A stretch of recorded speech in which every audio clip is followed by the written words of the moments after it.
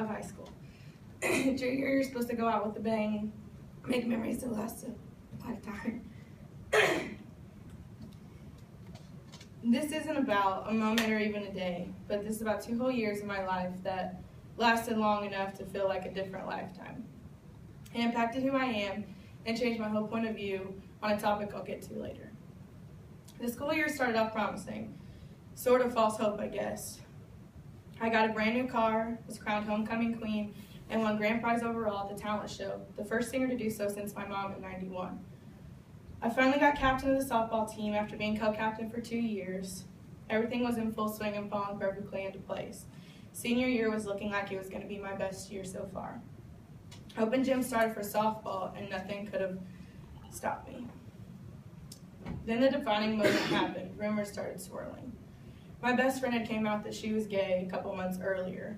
I was shocked and honestly wasn't sure how to feel. I grew up in a very strong Christian home where we didn't speak of gay, we didn't talk about it, you just knew it was wrong, and you stayed away from those people.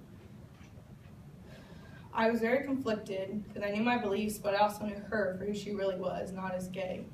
I didn't know what to do about it, but I just knew that she was my best friend. Her and her girlfriend broke up, and I wasn't sure how to consult her.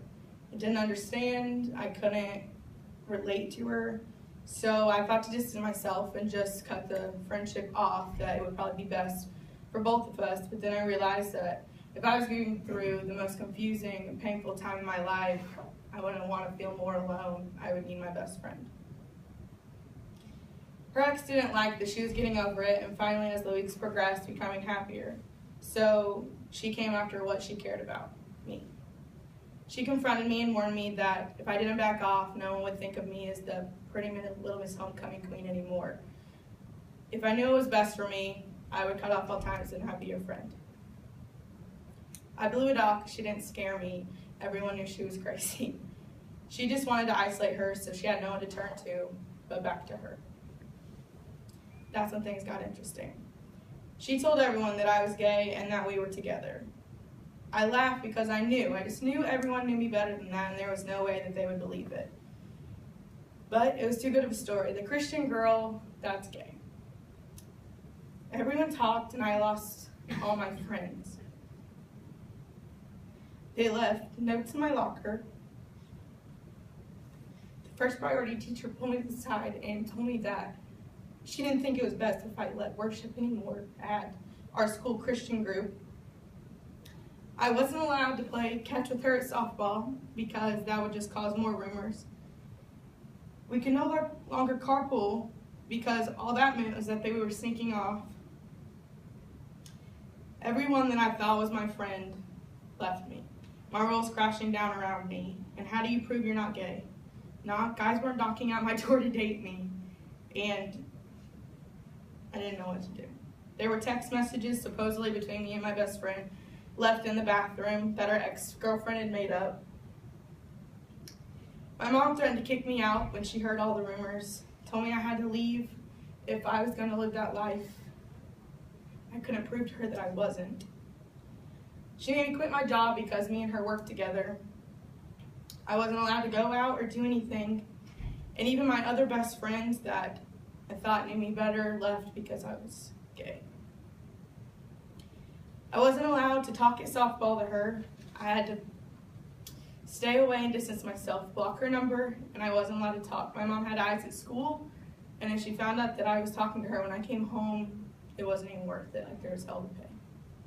I was bullied the rest of the year, even after graduation. Finally, when I thought school was over, I thought it would quit. Finally, I can get away from it. I already lost my best friend. Maybe people will stop. I was treated like I had a disease in the hallways. People would avoid eye contact and intentionally walk around me, but whisper loud enough so I could for sure hear them. I was put through worse than her, and I hadn't even done anything. In conclusion of this part of my life, it taught me exactly who I did not want to be. I never wanted to make someone feel the way they made me feel. Just because someone's different or I don't exactly agree with your lifestyle doesn't mean I have to be mean to you. I decided I wasn't going to listen to my mom and let her make decisions for me, and I hadn't realized that I'd let her do that my whole life. I didn't have to agree with what she was doing to still be there for her. I learned that if you hear a rumor, don't spread it, because you never know whose world you might be crashing down. Even if it seems small to you and it's a fun joke and it's something to talk about in between classes, it can destroy someone's life. I also realized that don't label someone by their label. Until you really get to know them, you don't really have a right to talk about them like you know them.